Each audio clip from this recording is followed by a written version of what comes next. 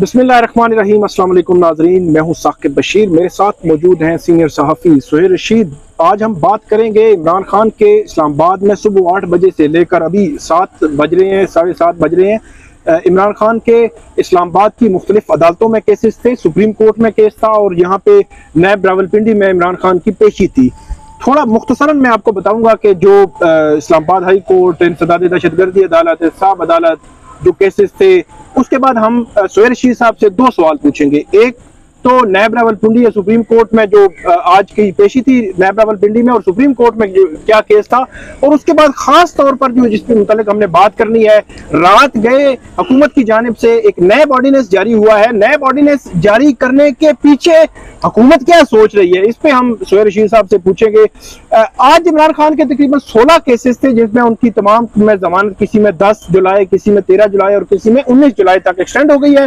3 इंसदादी दहशतगर्दी अदालत के केसेस थे, एक तोशा खाना और अलकादर ट्रस्ट केस में 13 जुलाई तक जो है वो उनकी जमानत, तोशा खाना में जमानत जो है वो आज हुई है और दूसरे में एक्सटेंड हुई है। इसी तरह बाकी जो केसेस थे उनके उसमें कत्ल, इक़दाम कत्ल, दहशतगर्दी, साजिश और इस किस्म के तमाम केसेस में इमरान खान की 10 जुलाई तक जो है वो जमानत जो है वो एक्सटेंड हुई है। एक केस में 19 जुलाई तक एक्सटेंड हुई है। इस्लामाबाद हाई कोर्ट से जो कोयटा के मुकदमा है उसमें भी 14 रोज के लिए 18 जुलाई तक इमरान खान को प्रोटेक्टिव बेल मिल गई है। बज़ाहिर जितने भी मुकदमात हैं इस वक्त तक इमरान खान के जाहिर में तमाम में वो इस वक्त जो है वो जमानत पर हैं। 16 मुकदमात में आज इस्लामाबाद की तमाम अदालतों से उनको जमानतें मिली और 17वीं जगह वो नैब रावलपिंडी में पेश हुए। सुहेल रशीद साहब की तरफ चलते हैं। सुहेल रशीद साहब, हम जो है वो नैब रावलपिंडी की कार्रवाई या सुप्रीम कोर्ट की कार्रवाई से पहले नैब ऑर्डिनेंस की बात शुरू करते हैं कि नैब ऑर्डिनेंस जो है वो हुकूमत ने जो जारी किया है, पहले जब हुकूमत ये आई पहले 3-4 साल जो है वो नैब चेयरमैन के इख्तियारात,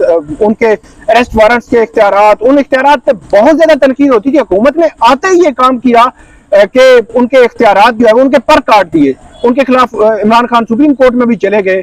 तो अब हुकूमत ने क्या ऑर्डिनेंस लाया है, उसके पीछे क्या आपको लगता क्या है, टारगेट क्या है हुकूमत का? टेलर मेड ऑर्डिनेंस है ये तोशा खाना केस के लिए। मैं अभी इसको डिटेल से पढ़ रहा था। ये इसका आप कह लें कि ये इमरान खान का जो तोशा खाना केस है, यूं लगता है कि इसके पूरे हकायक को ज़हन में रख के तो ड्राफ्ट किया गया कि अब कल से कानून ऐसे होगा। ताइफ लेना रिश्वत होगी, ताइफ आपके किसी आपके अजीज के या किसी वो आपके बिहाफ पे रख रहा है, कोई प्रॉपर्टी रख रहा है जो आपके मालूम ज़राए आमदन से हट कर है। ठीक है। तो मालूम ज़राए आमदन आपको पता है कि प्राइम मिनिस्टर तनख्वाह वगैरह ये वो उससे हट कर है, तो कोर्ट ये फर्ज करेगी कि आप करप्ट हैं। अच्छा, जब तक कि आप खुद साबित नहीं कर देते कि आप करप्ट नहीं है। ठीक है। ये वो असूल है जो कि एवनफील्ड केस में हमने देखा कि जज मोहम्मद बशीर ने अप्लाई किया और उस फैसले को पूरी दुनिया में गंदा कहा गया कि जी मफरूजों के बुनियाद पे भी कभी अदालतें फैसला सुनाती हैं। अब कहा गया कि नहीं, फिलहाल आप मफरूजों की बुनियाद पे सुनाएं, क्योंकि वो केस तो हो चुका है बंद, उसमें तो अपील का टाइम भी नैब का गुजर चुका है। और बाकी जो पहले केसेस थे जो नैब को वापस हुए थे, वो चेयरमैन नैब को बंद करने का इख्तियार भी मिल चुका है एक और ऑर्डिनेंस तरमीम के जरिए। अब नया जो गुज़श्ता रात ऑर्डिनेंस आया, इससे ये लग रहा था जी कि इंक्वायरी की सतह पे भी चेयरमैन को जो अरेस्ट की पावर दी गई है, यूं लगा था हम सबको कि ये कल यूज हो जाएगी, क्योंकि रात लेट नाइट आ रहा है ये ऑर्डिनेंस, सुबह ये एक नया कानून बना हुआ होगा। इमरान खान इस्लामाबाद पहुंचेंगे पेशी के लिए 11 बजे और उन्हें कहेंगे जी हम आपको इंक्वायरी में अरेस्ट कर रहे हैं, अब से कानून ये है। लेकिन हुआ ये कि इमरान खान लेट आए, आगे पहले उन्होंने जमानत ली नैब कोर्ट से, उसके बाद यहाँ पर पेश हुए, तो फिलहाल वो जो है ना वो खतरा टल गया। लेकिन बहरहाल वारंट आप भी जारी कर सकते हैं चेयरमैन, और नेक्स्ट डेट ऑफ हियरिंग पे जब 13 को है गालिबन नैब कोर्ट में, वो बता सकते हैं जी कि हमने अब इनके वारंट भी कर दिए और फिर कोर्ट के रेमो करम हुए होंगे इमरान खान साहब। लेकिन अब वादा माफ गवाह बनाने की पावर चेयरमैन नैब के पास, ज्यादा अरसा रिमांड पे रखने की पावर चेयरमैन नैब के पास, उसके अलावा अदालत चेयरमैन नैब सिर्फ चार्ज करा देंगे किसी को तो अदालत उसको करप्ट प्रैक्टिस का मुर्तकिब तस्वुर करेगी, फर्ज करेगी, जब तक कि वो खुद ना साबित करे कि जी मैंने नहीं ऐसे नहीं वैसे बनाया है। बाहर सबूत की बात है ना, अब दोबारा मुल्ज़म पे डाला गया है। वक्ती तौर पे उसको नैब पे डाला गया था कि तू साबित कर, अब दोबारा मुल्ज़म पे एक तरह से डाला गया है। लैंग्वेज से खाली खेला जाता है। अब बज़ाहिर तोशा खाना के जो तहाइफ है, ये इशारा उस तरफ जा रहा है कि गिफ्ट और रिश्वत समझा जाएगा। ठीक है। अब गिफ्ट वगैरह का लेन देन जो है इसको रिश्वत समझा जाएगा, और आपकी जगह पे जो बंदा अगर कोई रखता है कोई प्रॉपर्टी ऐसी, वो भी उसमें आ गया है। तो ये एक इस तरह का ऑर्डिनेंस है जो कायम मुकाम सदर से जारी करवाया गया, और चूंकि पार्लियामेंट मौजूद है तो उसके जरिए भी ये कानून तो पास हो रहे थे, लेकिन उसका सहारा नहीं लिया गया, बहुत जल्दी में किया गया। तो इसलिए लग रहा था कि आज ही अरेस्ट होना है, लेकिन आज अरेस्ट नहीं हुआ क्योंकि बेल इंटरम लेके आगे थे खान साहब, तो यूं मामला आगे बढ़ गया है। लेकिन जो उसके बाकी फैक्ट्स हैं ना उस केस में, आप अगर पढ़ें उसको डिटेल से, तो फिर आप तोशा खाना के जो एलिगेशन है उनको पढ़ें, तो उसमें बड़ा क्लियरली एक चीज लगती है। और हाँ, अलकादर ट्रस्ट केस, उसमें भी ये इतलाक होगा कि रिश्वत तोहफा, अब अलकादर की जो जमीन है उसको शायद इनको तोहफे की कैटेगरी में डाल के कहें कि ये तो आप रिश्वत हो गई है, तो अब चूंकि कानून उसको कवर देता है तो वो रिश्वत समझी जाएगी। इस तरह की चीजें हैं कि जो मतलब ना लगता है कि अब खान साहब के लिए जो है ना मुश्किलात बढ़ जाएंगी। बहरहाल एक तरीका था, ऑर्डिनेंस जारी हुआ, अब वो इन फील्ड है, वो लॉ ऑफ द लैंड है वक्ती तौर पर। अच्छा सोहेल साहब, एक और सवाल मैं पूछूंगा, बड़ी दिलचस्प एक स्टोरी कहानी जो है ना मैं आपके सामने रखता हूँ, उसके बाद अगला सवाल पूछूंगा। जब पिछली हुकूमत तकरीबन जा रही थी तो नैब की तरमीम के हवाले से जो कमेटियां हैं वो बैठ रही थी कि नैब की कौन कौन सी तरमीम होनी चाहिए, और इस बात हो रही थी।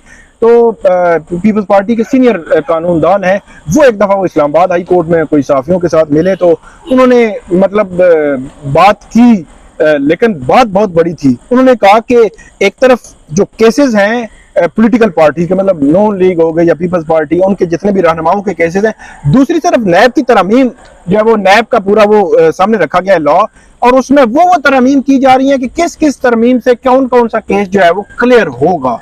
तो अब आपको क्या ऐसा लगता है कि अलकादर ट्रस्ट और तोशा खाना एक तरफ रख के और दूसरी तरफ जो है वो ऑर्डिनेंस तैयार किया गया है? ऐसा ही है, मतलब अब नहीं देखें, ऑर्डिनेंस है ना तो लिमिटेड पीरियड के लिए इसके मुकासद है, ठीक है, और वो वक्ती तौर पर हैं। कल को अगर ये लैप्स लिमिटेड पीरियड, आपका कहने का मकसद यह है कि अगर जुलाई है तो 3 माह के लिए होता है और 6 माह एक्सटेंड भी हो सकता है। 6 माह का मतलब से सीकर तो सीख नहीं लेते, तो 6 माह हो सकता है। हाँ, इस दौरान इस ऑर्डिनेंस के तहत जो है ना जी वो सारा हो जाएगा। कुछ एक आधी चीज चले इसमें, मैं कहता हूँ कि अच्छी भी है कि वादा माफ गवाह अगर कोई गलत बयानी करता है, कोई चीज छुपाती है तो वो उसके अगेंस्ट भी जाएगी। और एक चीज और जो अच्छी है इसमें, ठीक है, अच्छाइयां भी हमें छुपानी नहीं है, बिल्कुल, जो अच्छी चीज है कि अगर साबित हो जाता है कि एक झूठा मुकदमा बनाया गया था, तो मुकदमा बनाने वाले के खिलाफ कार्रवाई हो सकेगी। ठीक है, इससे पहले ये कार्रवाई नहीं हो सकती थी, उसको प्रोटेक्शन हासिल थी। हमने देखा कि साबिक नैब पिंडी के ही डीजीज रह चुके हैं, उनके ऊपर एक मुकदमा बनाने का केस लग गया था कि जी इनको उन्होंने जाली मुकदमा बनाया है, और उसके खिलाफ कोई रेमेडी नहीं थी। हाई कोर्ट में मामला गया, उन्होंने कहा कि आप इनके खिलाफ तो कार्रवाई नहीं हो सकती, तो उस मुताबिक देखें आप। तो ये सारी चीजें चलती रही थी। अब जो है ना कि अगर ये साबित हो जाता है कि उसने झूठा मुकदमा बनाया तो उसके खिलाफ भी कार्रवाई हो सकेगी, ठीक है, ये इसमें कहा गया। लेकिन ओवरऑल जो है ना इसकी टाइमिंग और ये सारी चीजें जो है ना इन चीजों को मशकूक बनाती हैं। और अगेन जो मफरूजों वाली बात है, मैं भी उसको अंडरस्टैंड कर रहा हूँ, हो सकता है वो वैसे ना हो, लेकिन उसका बड़ी लैंग्वेज क्लियर है कि जी कोर्ट परज्यूम करेगी कि आप करप्ट हो अगर आपके ऊपर चार्ज लगा है, जब तक ये अदरवाइज प्रूव नहीं हो जाता। तो माजी में हमने देखा कि इन मफरूजों को बड़ा गलत कहा गया था। और दूसरा रिमांड, जिसको आपने सबसे बड़ा सहारा लिया था तरमीमी 2022 की तरमीम लाते हुए, कि चेयरमैन नैब के पास बड़े जी वसी इख्तियार हैं, किसी भी सतह पे गिरफ्तार कर लेते हैं। रिमांड लंबा लंबा होता है, अब रिमांड दोबारा लंबा हो गया, 1 महीने का रिमांड आप वो ले सकते हैं इस ऑर्डिनेंस के तहत। 30 दिन तक किसी को अंदर रख सकते हैं। गिरफ्तारी आप इंक्वायरी की सतह पे भी वो करवा सकते हैं। अरेस्ट वारंट की उनको पावर उनकी रिस्टोर हो गई है। तो बस अच्छा, ये एक और इंटरेस्टिंग सिचुएशन है कि एक तो चले इमरान खान को ग्रिल करने के लिए जाहिर लग रहा है, लेकिन दूसरी तरफ इमरान खान ने भी तो सुप्रीम कोर्ट में 2022 वाली जो तरमीमी है सारी वो शिक्कें जो चैलेंज की हुई हैं। अच्छा, वहां पे भी चैलेंज करने का मकसद ये है कि इमरान खान का मसला तो यही है ना कि ये 90 डेज ही रहना चाहिए। ये जो नहीं देखें, ओवरऑल जो हम ये नहीं कहते कि वो कहते हैं कि 90 डेज रहना चाहिए, उस वो जो 2022 वाली तरमीम है ना, वो 90 डेज वगैरह का तो आड़ थी, वो तो वापस बहाल हो गई है। ठीक है, वो उसमें जो था कि फलां मनी लॉन्ड्रिंग का केस नैब नहीं चला सकता, फलां इल्जाम होगा तो नैब नहीं चला सकता, फलां होगा तो नैब नहीं चला सकता। तो मुख्तलिफ इल्जामात जो कि उस वक्त अप्लाई हो रहे थे फेक अकाउंट स्कैंडल के ऊपर, और जिसकी रोशनी में आसिफ जरदारी के खिलाफ सारे केसेस वापस हुए हैं। ठीक है कि जी नैब मनी लॉन्ड्रिंग के भी नहीं देखेगा, नैब आमदन हिदायत असासी को भी उस तरह से नहीं देखेगा। अच्छा, नैब उसका इधर साबित करेगा, उसकी रोशनी में 1 साल में वो सारे केसेस बंद हुए हैं, एक तरह से वापस हो गए हैं। ठीक है, और जिधर का इल्जाम होगा उसी अदालत में चलेगा। वो भी टेलर मेड थे कुछ केसेस के लिए। तो वो चैलेंज हुए थे कि अगर नैब ये सब कुछ नहीं करेगा तो नैब क्या करेगा। तो मेरा ख्याल ये है कि जो 90 डेज और 30 डेज का वाला मामला है ना, कुछ तरमीम तो इमरान खान साहब ने खुद अपने दौर में भी लाई थी। बिल्कुल। और 2022 वाली कई तरमीम में वही चीजें जो है ना एक्ट का दर्जा पाई हैं, जो उनके दौर में ऑर्डिनेंस में भी आ गई थी। जैसे टैक्स के मैटर्स जो है एफबीआर को चले जाएंगे, इस तरह के केसेस जो है कुछ तरमीम जिनकी जरूरत थी वो तो उस दौर में भी आई थी, ऑर्डिनेंस की सूरत में भी आई थी, उसके फायदे पहुंचे। राजा परवेज हरफ बरी हुए 2-3 केसेस में, इमरान खान के दौर में तरमीम आती रही हैं, तब भी मखसूस मकासद के लिए आती थी और अब भी मखसूस मकासद के लिए आ रही हैं, और इनकी टाइमिंग जो है उसके ऊपर क्वेश्चन होता रहता है। इस बार भी क्वेश्चन वही है कि ये किस टाइम के ऊपर। पिछली रात एक पूरी खलबली मच गई थी कि सुबह एक बंदे ने इंक्वायरी की स्टेज पे आपके पास पेश होना है, उसमें उसकी बेल नहीं है, आप आधी रात को एक ऑर्डिनेंस ले आएंगे जी आप इसमें अरेस्ट भी हो सकता है। तो ये टाइमिंग जो है ना, ये थोड़ी सी क्वेश्चन किया करती हैं चीजों को। और मेरा ख्याल ये है कि अब आसार ये बताते हैं कि एक आधा रेफरेंस इमरान खान साहब के खिलाफ जाएगा, बात इन्वेस्टिगेशन से आगे जाएगी, एक आधा रेफरेंस जाएगा। और क्योंकि जिस तरह की अब ये प्रोविजंस आ गई हैं तरमीमी ऑर्डिनेंस में, तो आखिरी कोर्ट की डायरेक्शन आ गई इतने अरसे में इसका फैसला वो इम्पोर्टेंट हो जाएगा। अच्छा, आखिरी सवाल मेरा ये है कि उसी में आप ये बता दीजिएगा, नैब पिंडी में खान साहब की पेशी थी, उसमें फर्दर क्या हो सकता है? सुप्रीम कोर्ट में आज क्या था? सवाल इसी के साथ आप ले लें, अगर हम फर्ज कर लें कि ये एक मतलब कहा जाता है, अब कौन कहता है ये आपको भी पता है मुझे भी पता है कि खान साहब जो है नाअहल होंगे, खान साहब जो गिरफ्तारी तो चले किसी भी मुकदमे में गिरफ्तारी हो सकती है, नाअहल होने के लिए पूरा एक ट्रायल चाहिए। मेरी नजर में इस वक्त तोशा खाना का वो केस है जिसको किसी तरह ये 2-2.5 माह में मतलब जिसको ट्रायल करके कर सके। इलेक्शन कमीशन वाले फौजदारी केस की मैं बात कर रहा हूँ। आप मुझे ये बताएं कि अलकादर ट्रस्ट और तोशा खाना जो नैब के केसेस है दोनों, क्या इसमें रेफरेंस दायर हो जाए क्या आगे बढ़ के? तो ये मैक्सिमम अगर जाए नवंबर-दिसंबर से पहले इसके फैसले आ सकते हैं। बहुत मुश्किल है, अभी तो ये रेफरेंस में ही नहीं गया। ठीक है, अभी ये रेफरेंस में जाएगा, तोशा खाना की भी इंक्वायरी या इन्वेस्टिगेशन की स्टेज पे जाएगी, उसके बाद रेफरेंस तैयार होगा, रेफरेंस दायर होगा, ठीक है, उसके बाद उसकी पहली हियरिंग होगी। चार्ज फ्रेम होने में पाकिस्तान में बहुत टाइम लग जाता है। तो इन केसेस में सजा में नहीं देख रहा इलेक्शन से पहले या कुछ। आप जिस केस की बात कर रहे हैं, जिसको आज एक तरह से सुबह पहले हुआ कलदम हो गया है, बाद में पता चला कि नहीं कलदम हुआ, पर उतना भी कलदम नहीं है जितना आप समझ बैठे हैं। हालांकि अगर उसमें काफी लोगों को हार्ड वाटर्स में रहे, I feel sorry for you people. जो कुछ भी हुआ बहरहाल वो हमारी फील्ड में बात चीजें रोज हम ऐसी सफर करते हैं कि और उसमें भी सुहेल साहब मैं बताऊं कि उसमें बतौर कोर्ट रिपोर्टर हम जो है हमेशा से करते हैं कि फिर आपने जो किया है हम कल भी वही करेंगे। एक जज आके कोर्ट में बैठेगा और कहेगा कि फलां की पिटीशन अदा हो गई और उठ के चला जाएगा, तो उसकी पिटीशन में जो प्रेयर है हमने उसके मुताबिक रिपोर्ट कर देना है कि ये इस्तेदा मंजूर कर ली गई है। यार आपने उसके कोई डायरेक्शन दी हुई है, आप ऑपरेटिव पैरा पूरा पढ़ देना। ओवरकोर्स में होते ये है कि ऑपरेटिव पैराग्राफ पूरा पढ़ देना। अनफॉर्चुनेटली जो है वो चीफ जस्टिस आमिर फारूक उनकी जानिब से ये पैराग्राफ नहीं पढ़ा गया था, जिसकी वजह से जो है वो ये मामला हुआ। अगर वो पढ़ा जाता तो डेफिनेटली वही हम रिपोर्ट करते और उसी तरह जो है वो मामला आगे जाता। लेकिन तोशा खाना फौजदारी केस वो है जिसमें आप ये कह सकते हैं कि कोई मतलब जल्दी करके या जिस तरह भी मामलात आगे बढ़ते हैं आजकल हमारे यहाँ कानून और आइन से ज्यादा जो हालात और वाकयात देखे जाते हैं, तो उन हालात और वाकयात को अगर आप बहुत तेजी से आगे बढ़ाएं तो एक वाहिद तोशा खाना फौजदारी केस है जिसमें कन्विक्शन करके तो आप नवंबर से पहले इमरान खान को जो नायल कर सकते हैं।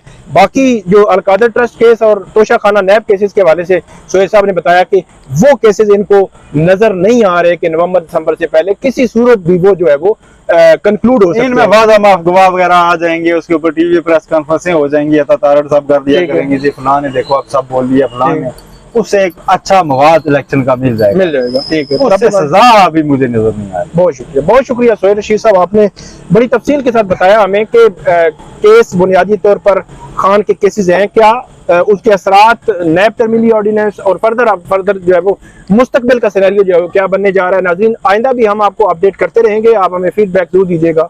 अल्लाह हाफिज।